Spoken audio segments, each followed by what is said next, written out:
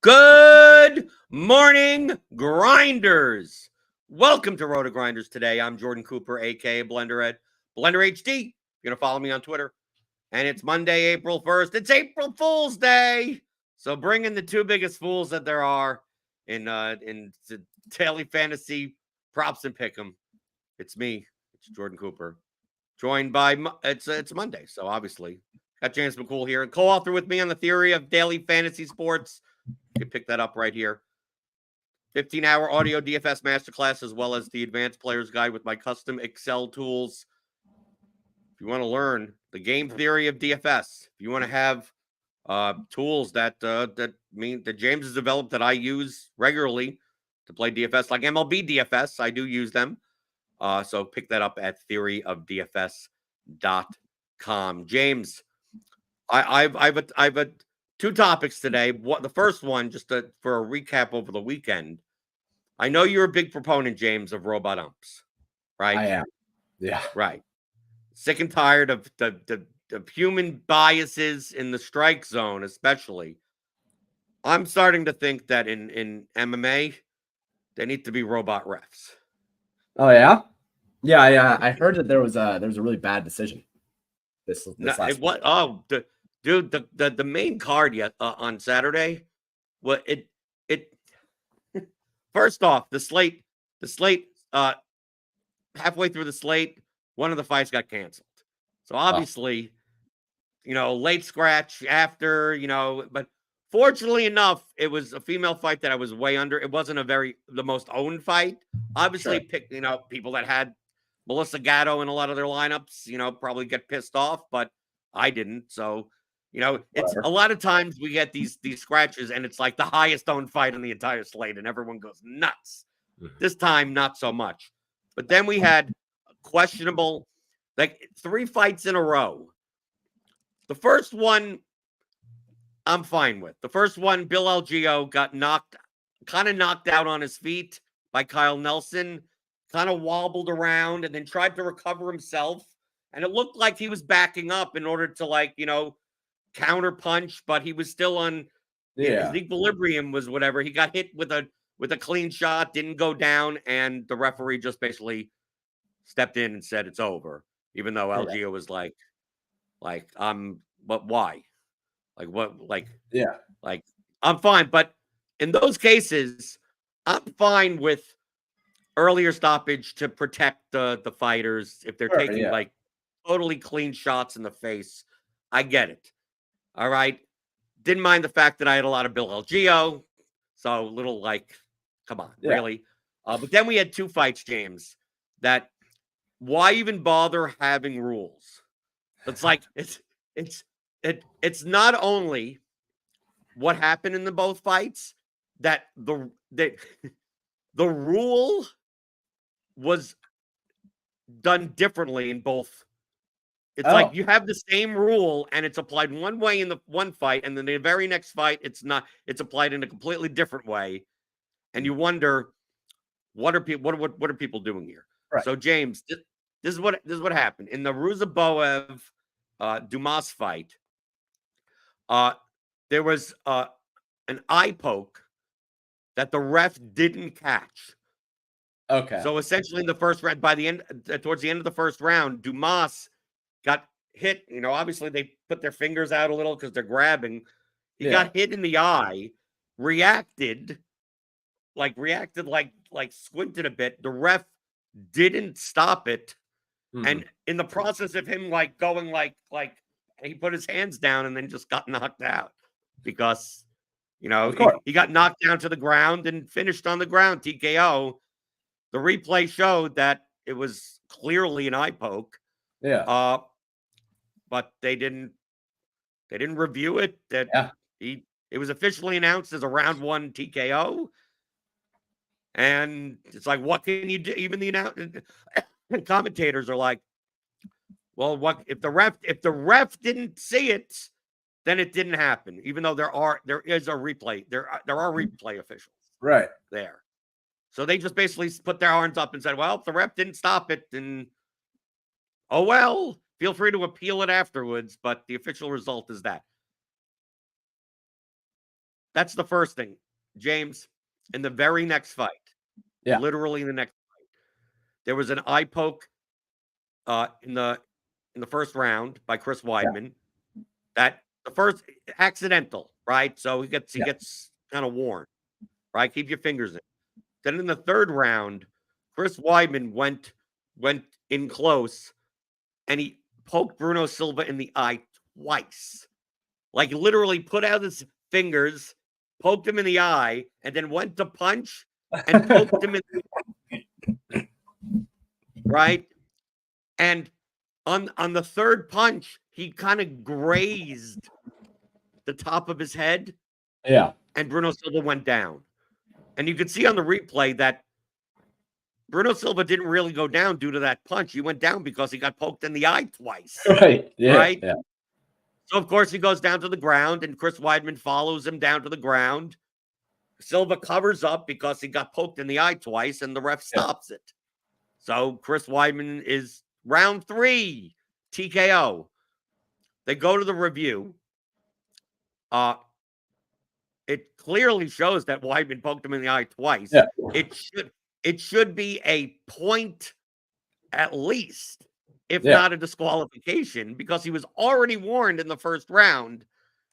It was announced as a round 3 TKO, which is consistent with the last fight of like, oh, well, ref didn't see it, whatever.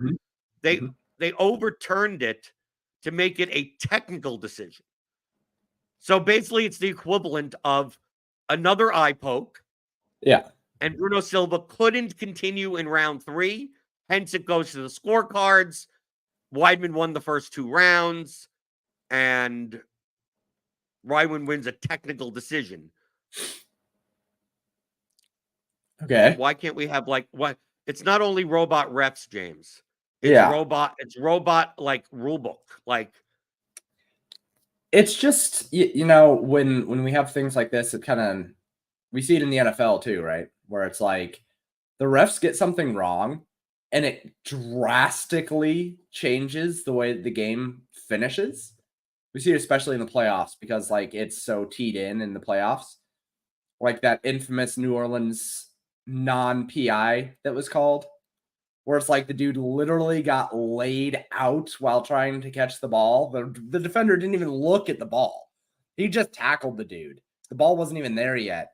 And the refs are just like, clean play. It's like, how can you possibly call that? And then how do we possibly not have systems that can correct it? Because that's the big piece. Even with the systems, James, the problem with me was that the system wasn't used correctly in both. Right. Like, well, that's the point. I'm fine. Yeah. Remember, I grew up. I was an umpire, right? I was an umpire. We didn't have replay. It's high school baseball. It's like there's not. You just go by. It's human biases. You try to get all the calls right. You're not going to get them all, and everyone accepts that. We now have we have in major sports, professional sports, we have instances. I mean, I saw over the weekend there was some tag play. I forgot what game, but I saw the replay because anytime anyone complains about baseball umpires on Twitter and I see it and I'll go and check. To be fair, 90% of the time the umpire was actually right, especially if it's a procedural thing, because if there's anything I know more, it's the Major League Baseball rule book. There was a tag play at third base. I don't know if you saw that on Twitter, because people were complaining about this. Like, why even bother having replay? I'm fine if you don't want to have replay, and just like he was called out, and so be it. And that's bang bang. He's out, even though he was safe. He gets challenged. It gets challenged. You can see clearly on the replay that the guy is safe, that the tag was applied high on the thigh, easily a half a second after the foot touched the base. Replay is done, and the call is upheld. Out. Yeah. And then you just go, why even bother? Why, like, what? And I'm looking at this from an objective standpoint of like, I have no care in the world I want to get the calls right. Like that's what I learned when I was trained to be an umpire. Said the number one priority is to get the call right. Like in the instance of, well, I don't want to slow down the game. I don't want to ask my partner. I don't. It's like, no, take 5 minutes and make sure the calls are right. Right. Make sure the rules are followed. Right. Like stuff like that. And if you're going to take 3 to 4 minutes on a replay review and then still get it wrong, like we might as well just not have replay anymore. I mean, we might as well seems have dumb. we might as well have bigger penalties for umpires and refs that get it wrong again. Like the umpire in the NFL, I have less vitriol towards NFL refs because those dudes are not even contracted employees of the NFL. That's a second part-time job for these guys, which, by the way, is asinine that the NFL, this multi-billion-dollar organization that could for sure hire full-time refs, doesn't, and could for sure have better technology than a chain gang to spot the ball, but doesn't. That's a whole other thing.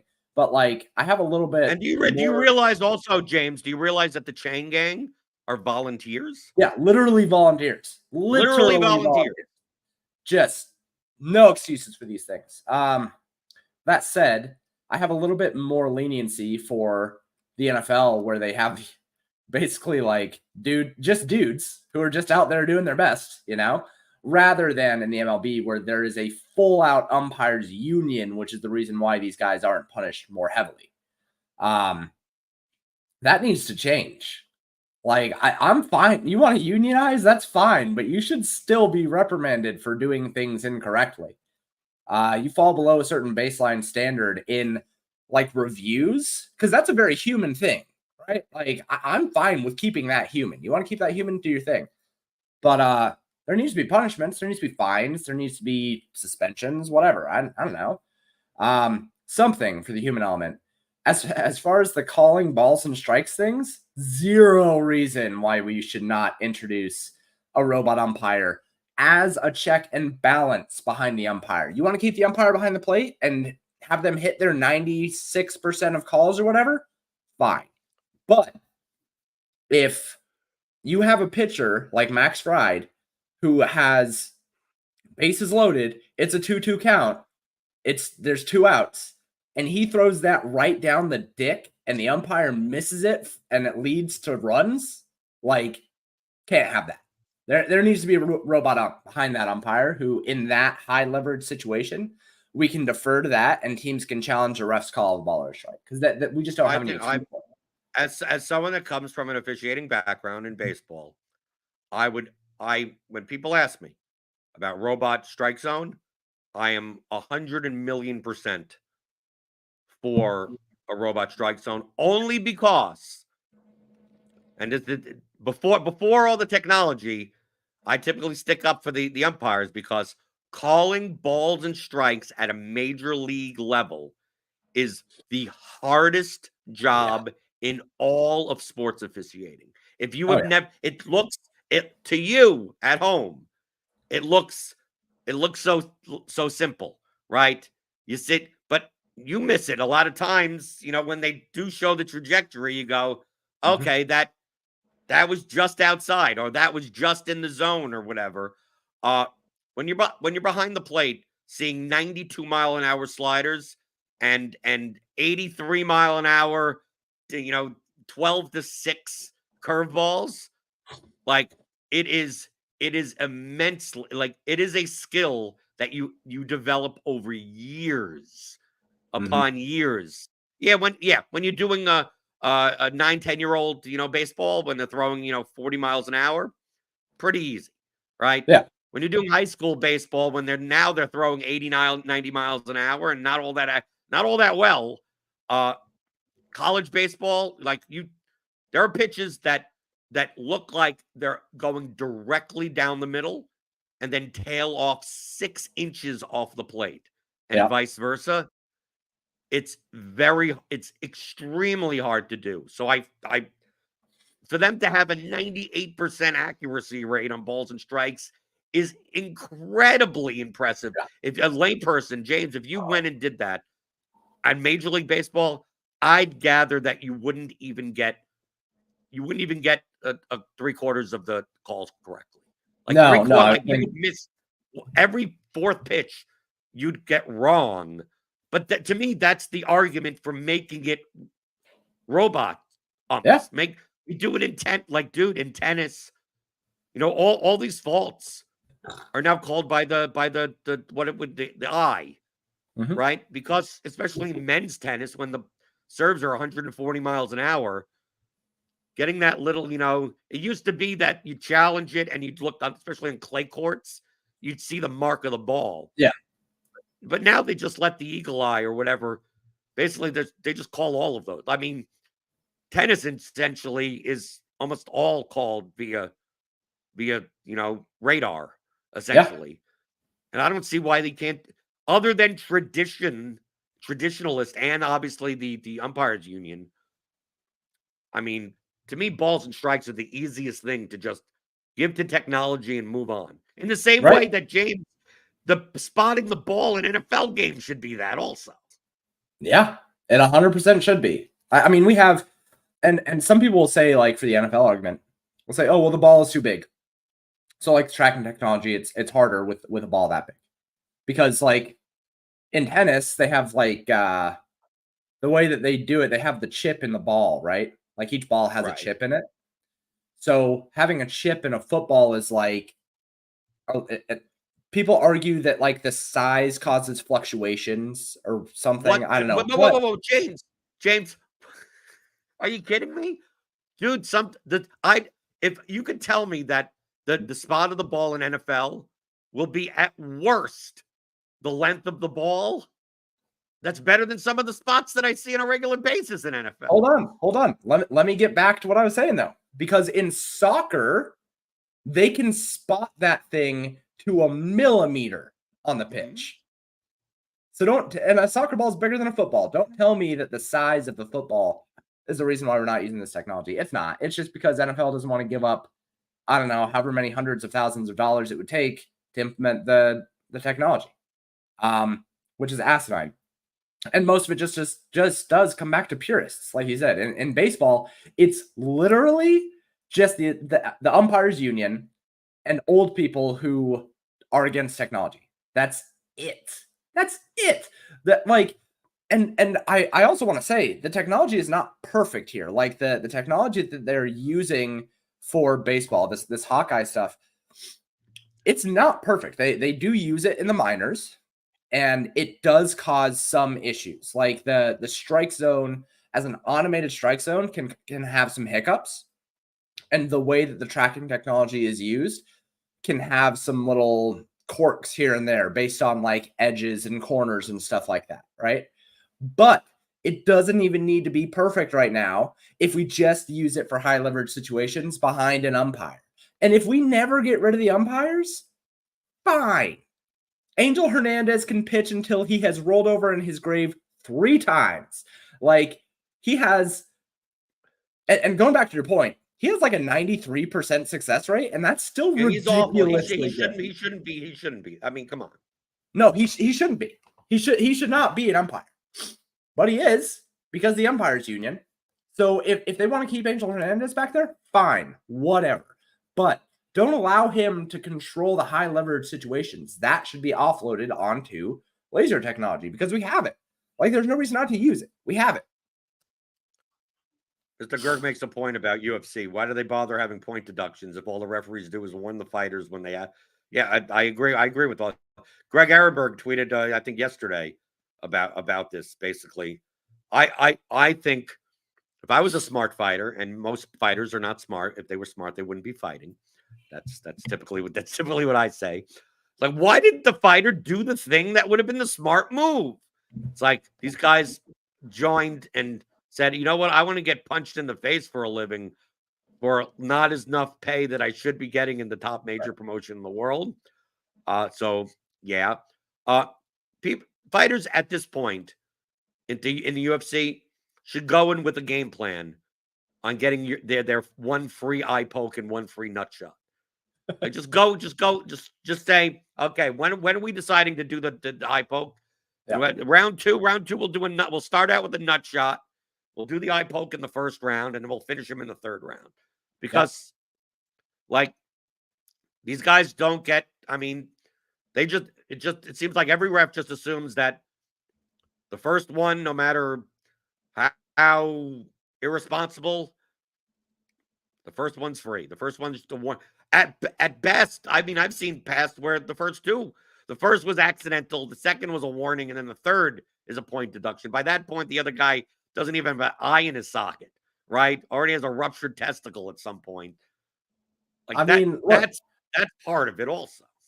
I think this falls under, if you're not cheating, you're not trying.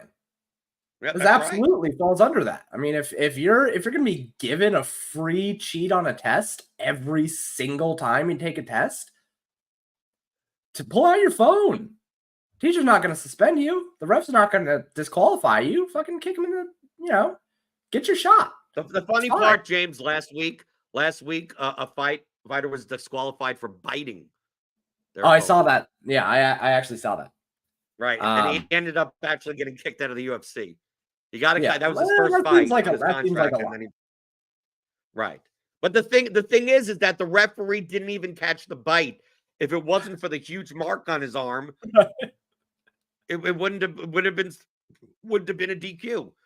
And some people last week said, since it doesn't affect it wouldn't naturally affect the other fighter's ability to fight, that should have just been a point deduction and not a DQ. How do you feel about it? I mean, to me, with anything, if it's applied consistently, I'm fine, as long as it's consistent. Like that's like we see in soccer with VAR.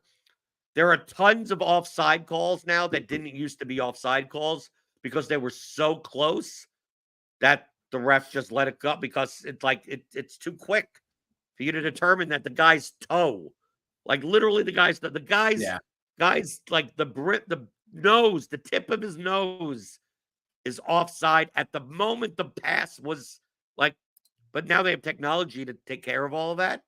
Right. So a lot of people complain about VAR because it's like, come on, this is getting stupid. Yeah. But at least it's strictly applied to everything, right? Yeah. So it's like, fine.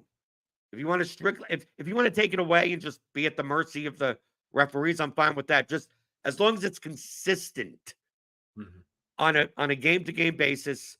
The strike zone is consistent on a game-to-game basis. Like that, what else can you ask for other than consistency? Because even when I umpired baseball, the number one complaint from managers was consistency. I mean, it's obviously they're a little bit biased towards their own team, but if I'm calling the outside part of the plate a little liberally, they at least want the outside part of the plate for their pitcher if I'm going to call it on their batters, right? If the pitcher knows that I'm not giving him the inside high part of the zone, right? Because it's especially at the higher levels, that's very hard to hit. Yeah. Like he knows not to throw it there. He's like, he's not going to try. But if I'm playing it for every so often, then they start getting pissed off because at least they get to adjust and go, okay, this ump isn't giving me the inside part of the plate. Right. And then knows not to throw there. So it's like, okay, that's fine because it's consistent. It's when it's not consistent. That's like I said with the MMA. When the Weidman thing went to a replay and they changed, I mean, it didn't matter to me, right? Right. But for DFS purposes, it instead of a third round finish, it became a decision. So that's 15-point difference. Like the Ruzaboa fight, he scored like 107 points. Yeah. If the same thing applied there, it should have been a no contest because they can't go to scorecards in the first round. So it's like just apply consistently. That's why I said after the Ruzaboa fight, I'm like, oh, if they just basically said rep didn't see it, sorry, TKO stands in the third round, I would have been fine. I've been like, okay, maybe I don't agree with it, but at least 2 fights in a row, it was applied the same.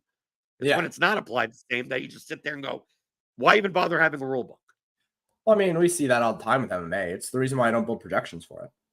It's just like that the inconsistency, not only in the rules, but also in like the strike counting and stuff like that, is just I can't feel good about modeling for it. The only way to model for it at this point is just to build off of the betting lines, which is I know is what you do, and like it's just hard to do. That the inconsistencies are super frustrating. It's one of the reasons why I love baseball so much, is because we have so much data that even if there are some inconsistencies, you can pretty easily just kick them out of the data set. NFL, that's why it's by the way, James, it's been 4 days into MLB. I know you're the king of small sample sizes when it comes to modeling. Is there anything specific you see out of the first 4 days that is noticeable? Yeah, I was doing some regression stuff this morning. There's nothing that we can take yet. But look for like Aaron Nola, who got just crushed in that first game. He was wildly unlucky. So is Luis Severino. Let's see.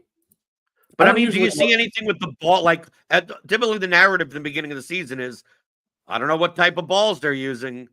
Oh, like, is there anything that stands out from that perspective? No, not yet. Not yet. I mean, we'll usually see stuff like that about 2 weeks in, and then we'll be able to track a little bit more.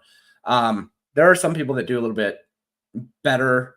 I don't want to call it better, but deeper research on like ball tracking and stuff like that. And I usually defer to them when they start doing that kind of research on what kind of ball. But I will say that offense has been up for this time of year, over the first couple of games. So typically what we end up seeing is pretty depressed offense in the first month-ish, 3 weeks, month-ish, where we see ballparks that are typically not hitter-friendly end up being good hitters' parks because the ball's not traveling as far.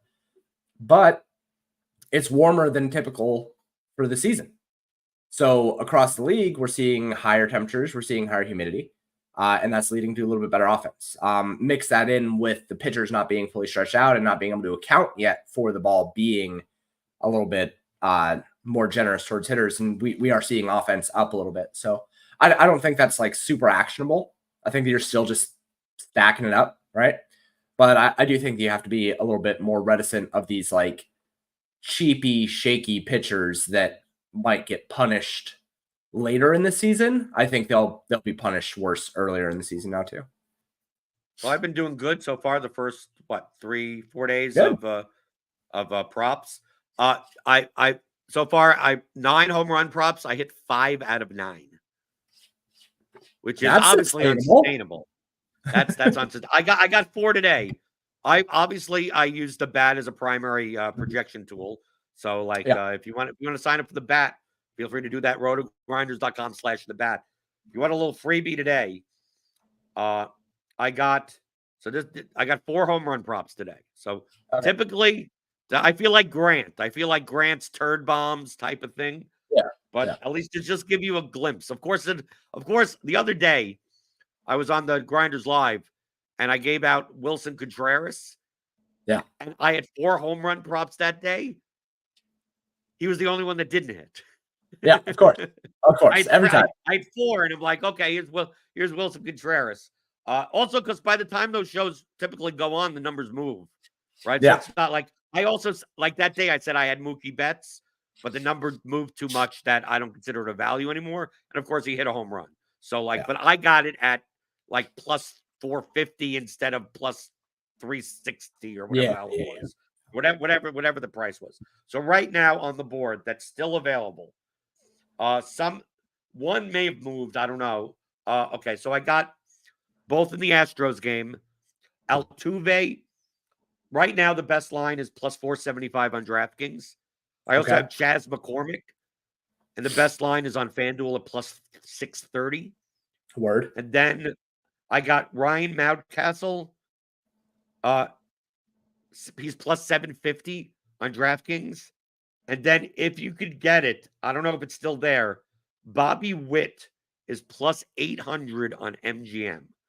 At least I got it at plus 800. It may have moved by then. So those are my 4 for today. That as of right now, I don't typically the numbers move again. The numbers don't move against me, but typically value doesn't typically show up later. All the home run props typically just all get worse at once because people like betting the overs on home runs. Yeah. You know what I do, James? Now, I've obviously very small sample size. Bet 365. Now, DraftKings has these also, but Bet 365 almost always has the better number. Yeah. I've been betting like round robin home run unders. Interesting. Because FanDuel doesn't offer unders on home runs. Yeah.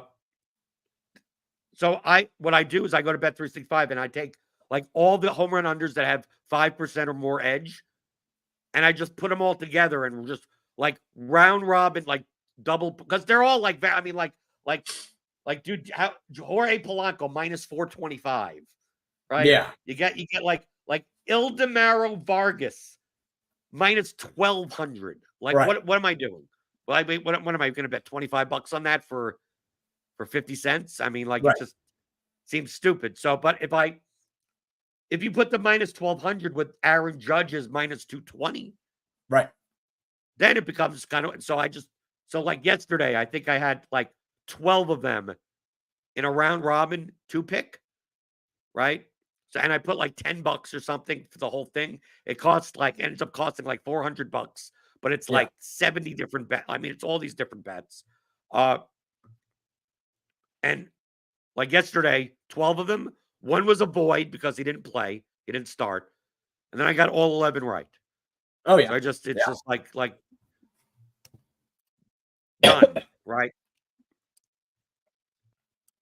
Yeah, I mean the no on home run props is super powerful, and people never take it because they don't want to take they don't want to take minus odds on things like that.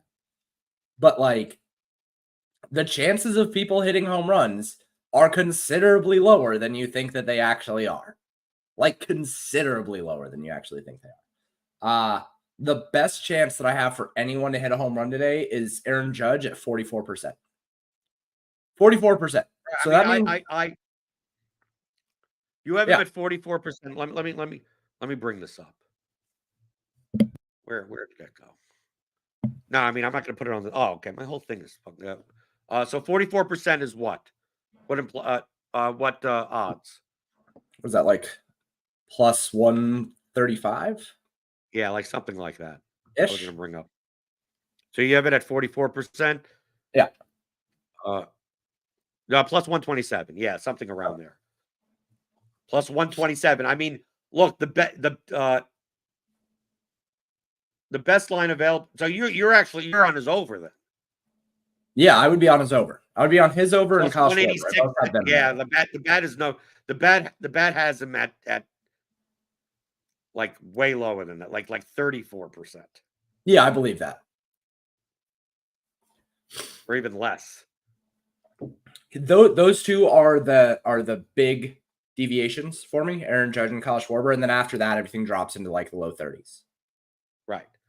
Now the thing is that the bat still has Aaron Judge as the most likely player to hit a home run. Like is the highest home run. He has the highest home run projection. It's just that it's not better than the odds. I mean, typically, if home run props that are like worse than plus 200 are you're typically not betting, and you're not betting plus one. DraftKings has Aaron Judge at plus 170 to hit a home run. Like just in a general rule, you're not going to be taking home run props like that. No, I have not hit my home run props today. But the ones that I'm just looking at projections now. Cal Raleigh looks really good. I have the opposite of that. What do you have on Cal Raleigh? What's his line?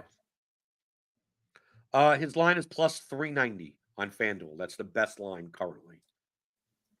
I'd probably take plus 390. I'd probably take plus 390. I have his under at minus 425. I do have his interest. I don't want to trade you 30 cents on that, but I think he's a decent shot. But I don't usually take a whole bunch of home run props, so Maybe I'm bad at Well, this. I don't take a ton. I mean, I only take the ones that that show up. I compare the bat. I look at the number, and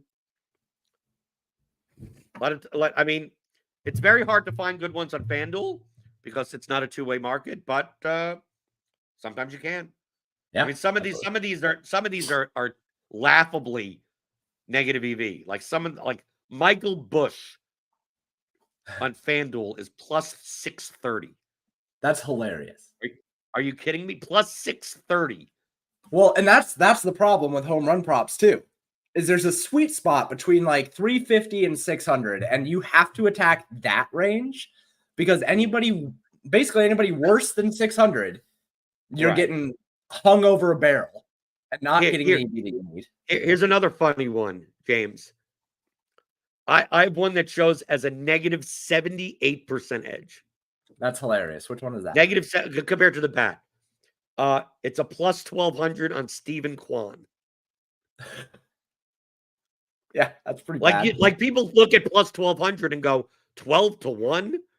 It's like, no, you should be getting like 40-1 on Stephen Kwan.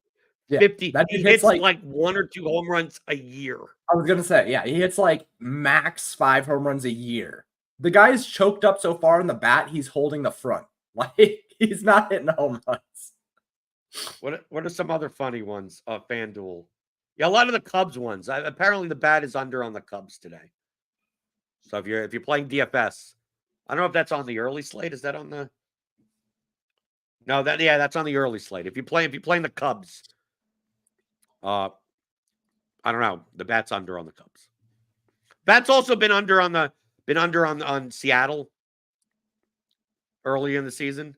Yeah, Under on Boston. Just from what I've noticed. I mean, it is what, 4 days worth of stuff. Also, James, another question about early season baseball. How are you handling the pitch counts, especially when it comes to the second start? Yeah, so it's kind of touch and go on that. I have to. That's the most manual part of my research. I have a lot of different algorithmic parts that like building out baselines, everything like that. But when it comes to pitch counts, I really do have to go in and take a look and see how long they're going. See, are they still ramping up? Like how many spring training outings did they have? Like were they dealing with an injury? I mean, Kevin Gossman, for instance, in his first start, people made a mistake with starting him, and I was like, he has like a 4 to 5 innings pitch max limit here because he's coming off of injury, right? But he's still priced. People saw him priced up where he was last year and assumed that he was fine. He still went over his K prop though. That killed that crushed. Because he's a monster. Because he's good. I get it, but like 5.5. How does he go over 5.5 at his pitch count? Whatever. I still had a good day yesterday, but or the day, whatever. But you're a little mad about 5.5. Sure. I'm mad that the pitch count was correct and he still was just too efficient, right? Because sometimes you get that. Sometimes it's like, he only pitches 83 pitches, right? Yeah. And what Chris? I mean, I had the Chris Sale over. A lot of people complained about that. It's like, oh, Chris Sale is not going to pitch more than 85 pitches. Like this dude could get 12 strikeouts in 85 pitches. Yeah, right, for sure. Rejection over 5.5 is like give it to me, or 4.5, whatever the hell it was. I had the over on that. But to answer that, it's just like a lot of it just has to do on how much research I can do. Because I go through every single pitcher. The first 2 weeks is the most like labor intensive part of my MLB projection process because I have to go through every single pitcher every single day and look over their pitch counts, look over their workload, look over any injuries that might have happened, all of that different kind of stuff. I do it for every single pitcher. So, what do you have, Louise? What do you, James? Just for today's sake, what do you have? I think the two pitchers that. What do you have, Luis Gil, and what do you have Max Meyer at? Yeah, so Luis Gil, he's by far the highest projection for me right now because I have him at 6 innings pitch. But you do innings. You don't do like pitches thrown. No. Because I think that breaking it down to pitches thrown, like, while I think that there is some value to that, I think that trying like with the way that the baseball model works, it goes off of innings pitched as a baseline. And then it will go through the process of iterating through different pitches and different outcomes. Okay. So the way that I do it is So you kind have of Luis Gil for 6 innings? I'm just want to let you know that Cardi has him at 71 pitch count. yeah, I have him. My look at him had him at around 5 to 6 innings pitched. I may drop it, and I'm considering dropping it a bit. Okay. How about Max Meyer? What do you got his innings pitched? I think I have him at 5. Okay. I mean, I have him lower because his spring training just didn't inspire a lot of confidence. And to be fair, neither does Luis Gil, right? He only had 17 batters faced in that final inning, but he did have 5 total sessions in spring training, which is nice. That's more than a large handful of guys. I think that especially early in the season, I err onto the side of caution and say 5 innings pitched as a baseline for most guys. And that's typically where I'll sit, except for like the aces. Strider's going to go 6. Burns is going to go 6. Those guys are going to go the distance. But a lot of the guys, I'll just default to 5 innings pitched. And then say that there was a guy in spring training who only worked up to like 3.2 innings pitched, like didn't even hit 4 innings pitch, and only had like three, maybe 4 sessions. Speaking specifically to Freddie Peralta, he's going to be 4 to 5. Right, like I wouldn't be surprised if he drops below that 5 innings pitch threshold. And then in his second start, I still might not even give him 6, depending on how deep he went. So it's mostly just trying to track that ramp up progress. Guys usually don't hit their full workload until their 7th or 8th instance. So in spring training, if they get 5, if they get 6, that's awesome. They can work all the way up to their full workload by the first or the second outing in the regular season. But if you see guys only getting 3, 4 spring training starts and they don't even pass 4 innings pitched in spring training, like they're not going to have a 6 innings pitch baseline until their 3rd or 4th time through the rotation. what do you have Shota Imanaga today? I have him at 6. I think he goes 4. Okay. Because of his pedigree. Because I have his K over. What's his K over at right now? 5.5. 5.5. I'm going to be under on him because I don't work too hard to like track through between leagues. Yeah, I have him at 5. It's right there. I probably wouldn't have taken either side, but I think over 5.5 is fine. Because Cardi has him high, and he has him with the highest raw K projection on the yeah. K. Well, and he'll have a leash too. That's kind of the good thing about these guys who come over from the Asian leagues. Like these guys have leashes; they can go forever. Which is great. We love that for DFS and we love that for prop betting because we don't really have to worry that much about leashes. Whereas guys like, Max Meyer, I don't know, between 5 and 6 innings pitch makes sense, but he could drop all the way down to 4, and those kind of annoyances are hard to bet on. Right. We have a lot of them on this slide. We have guys like Chase Silseth and Ryan Nelson. Like Ryan Nelson, Dane Dunning. Dane Dunning is a little bit more of a like this. Well, because we're getting into the parts of the rotation where, right. For some teams, the parts of the rotation are the first guy anyway, so it doesn't even matter, right? Right. Like not many people have a great pitching staff, but yeah. There's a lot of candidates on the slate for maybe only go 65 pitches because not very good, right? Yeah, the guy that I have with the league, like Bowden, Francis, and Keaton Wynn. Not everyone could be Charlie Morton, right? Not everyone could be Michael Waka. Guys like just like Mackenzie Gore. No, he typically doesn't go all that long. Yeah, a lot of these guys you should probably pencil in for less than 18 outs. I have them all between 15 and 18. The lowest that I have is Keaton Wynn at about 16.8. Right. I'd be interested. Yeah, go for it. No, I'd be interested, James, if you want to take on a little bit of a project. Mm-hmm. For pitcher out props, the most important part of pitcher out props is between 15 and 18 outs. Yeah. If you could analyze past data and even as a baseline I've kind of looked at this, but I've done it in a very, very rudimentary way. Yeah. How often does a pitcher who starts the 6th inning finish the 6th inning? Right. Yeah. Because pitcher outs are not all created equal. And the most valuable pitching outs are the 16th, 17th, and 18th out. Right. Like if you're taking over 16 and a half, that may be virtually the same as taking over 17 and a half. Right. Right? If you're taking over 15 and a half, that may be functionally about the same as taking over 17 and a half. Only because many of the times, more often than not, a pitcher is going to, if they start the inning, is going to finish the inning.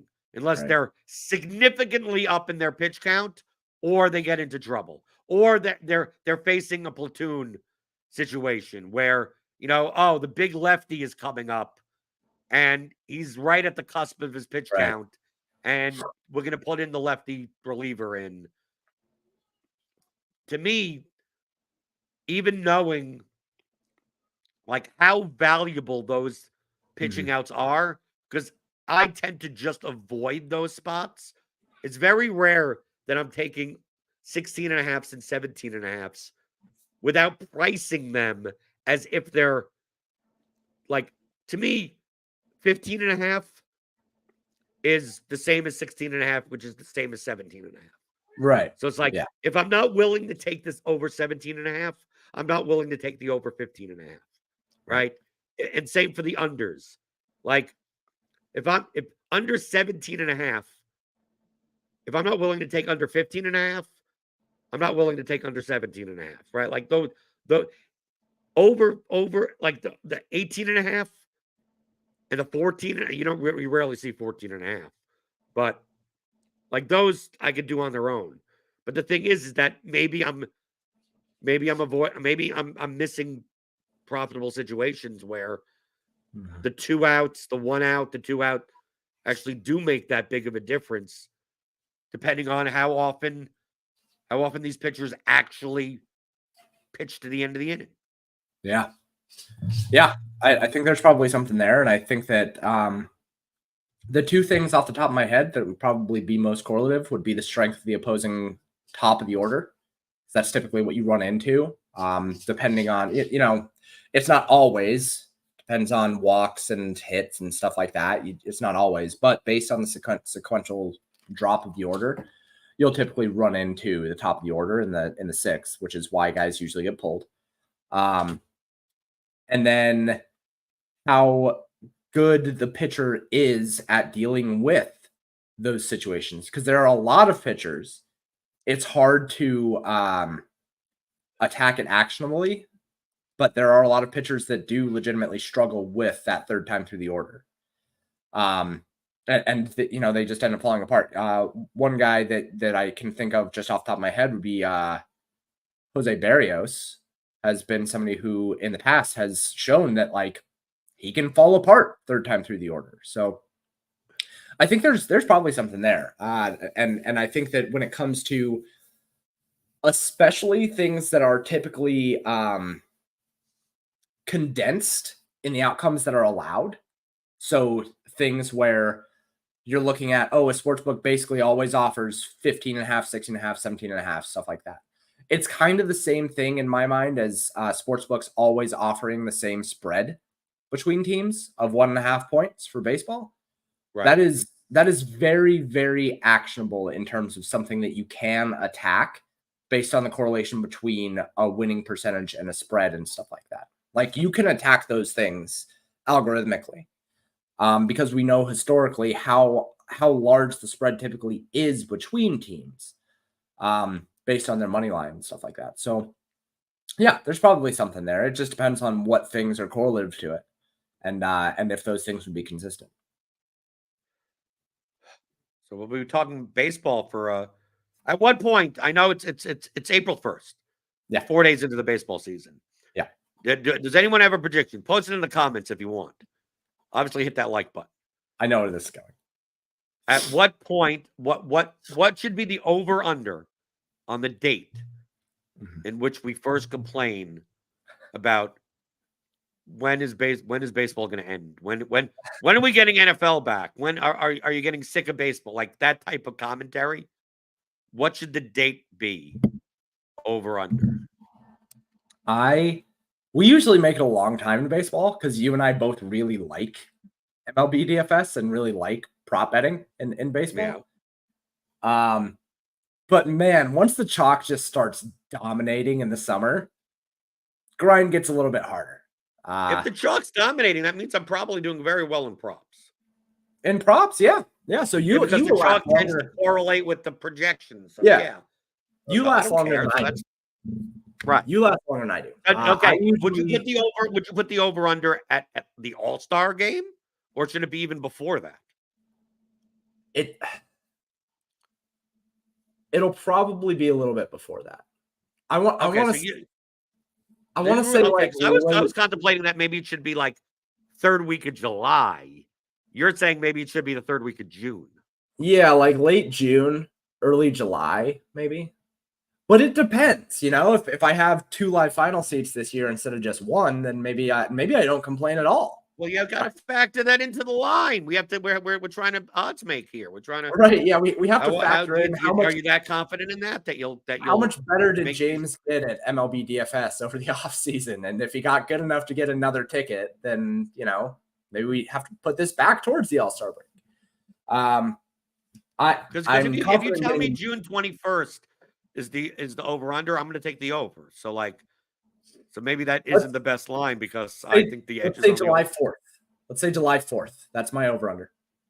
July 4th. Early July. That's not the All-Star break yet. That's a week before the All-Star break. Yeah. That's what I'm saying. July 4th. Okay, so July 4th. I'm still taking the over. Still taking the over. All right. I love that. I hope you are right. I hope that you're right, that we make it past the All-Star break. Are you taking the under? I don't know, man. If you take the under, obviously you could I could Jonte Porter this thing up, right? You could just say that, I'm not feeling very good and I wish MLB would be over. You could do that tomorrow and be like, okay, I win. No, I'm hoping it's a really good season. Hoping that improvements I made. Like there's some really cool stuff that I'm able to do. The other day, so I'm reworking some of the contest sims logic. Contest sims aren't available yet for pay dirt for baseball because I am putting my machine to full use. The other day, I guess how long it took me to run 200 million lineups. 200 million. 3 seconds. 7 seconds. But okay. Because I know you could run a million in less than a second. So I just 200 and I should say 200 million, and I had to parallelize that against 3 different times. So technically it was 600 million in 7 seconds. So that feels really cool, and I'm doing some things to really make contest sims a lot more useful in short periods of time. Right now they take a little too long to run, so I'm trying to make them run considerably faster. And once that's done, I think that baseball is going to be kind of like really, that's going to be like the start of baseball season for me. So I'm really excited for that, even though I stick by what I said with contest sims the other day, and I don't think they're going to be as valuable for baseball. But I think that having the tech available for them will still make me feel better about the baseball season overall. Well, I know that our producer, Steve, he used SimLabs for MLB or whatever. He used SimLabs and he presses the button, he looks and picks one of the top lineups, and I think he won a GPP the other day, by 27 points by just wow, I don't even know anything, and just click around. I use SimLabs. I use SimLabs for MLB in conjunction with the bat. Yeah, it's not bad projection. Basically, I'm using SimLabs, getting a whole stock full of lineups. A lot of times, way more than 150. And then I'm using the bat projections to weed out the lineups. Right. Because I use SimLabs, right? So I'm using SimLabs. I may build 600 lineups in SimLabs, right? If I have time, right? 600 lineups. Then I go through those 600 lineups in SimLabs, get rid of the high bet, anything that I don't want, And maybe out of 600, I get down to 100. Yeah. And then I take out the 100, and then I move it into lineup HQ, which you could do easily on RotoGrinders. And then I have the bat projections there, and I cut out basically the bottom end of the bat project, because I don't use the projection slider in SimLabs, because I'm going to be using the bat projection, so it doesn't matter to me. So out of the 100, maybe I take the top 50. Then I take the top 50, I take it and put it into the Theory of DFS portfolio trimmer. Yep. And compare the ownerships, and then I eliminate that down, and I usually get down to about 20. Yep. From there, and I'm other than diversity purposes, I'm essentially done. Yep. Right. Yep. That's Williams says on Saturdays, the main slate, I used the RG SimLabs beta and finished 5th in the 222 25 entry max GPP on FanDuel. Well, good rules. That's awesome. Yeah, and also, like, I keep saying that I don't think the contest sims will be as valuable. That doesn't mean that I think that they are pointless. I think they're awesome. But I think they're more awesome, even more powerful for things like NBA and Showdown. That's basically where I've landed. It's from all the research that I've done on it.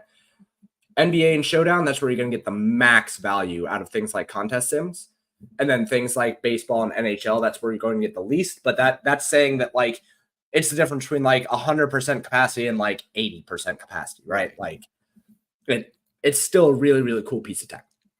Right. If you use that in conjunction with Theory DFS for advanced players with the custom Excel tools, it's a 10-chapter audio course, so you can develop a systematic, repeatable, time-efficient process to analyze slates effectively and consistently build lineups that show a long-term profit.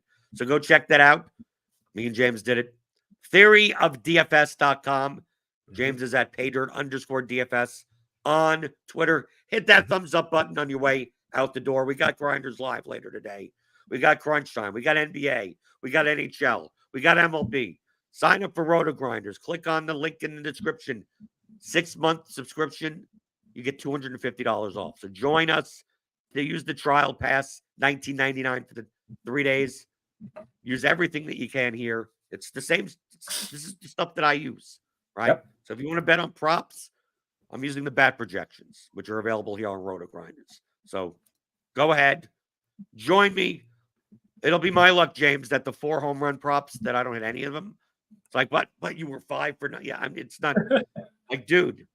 If I could hit like 20% of my home run props, that's wildly profitable. I was gonna say, if you miss the next 11 after going 5 for 9, then you're still overachieving. You're still overachieving. Okay, so see you tomorrow. I believe we'll be talking hockey tomorrow. I'm not exactly sure. Maybe Tim or Taylor. Someone's going to be on tomorrow.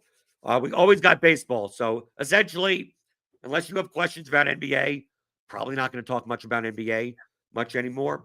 But it'll be Tuesdays and Thursdays, NHL/MLB.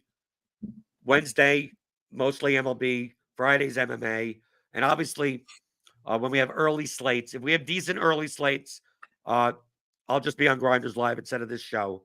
And if it's a small early slate that there's no Grinders Live, we may even do some live, contest builds and lineup builds. Just on I will literally build my lineups in SimLabs and lineup HQ for, some 4 or 5 game early slate. So tune in for all of that. And I'm always here Monday through Friday, 11 o'clock Eastern, talking about all things you're thinking about in daily fantasy, props, and pick'em on RotoGrinders today.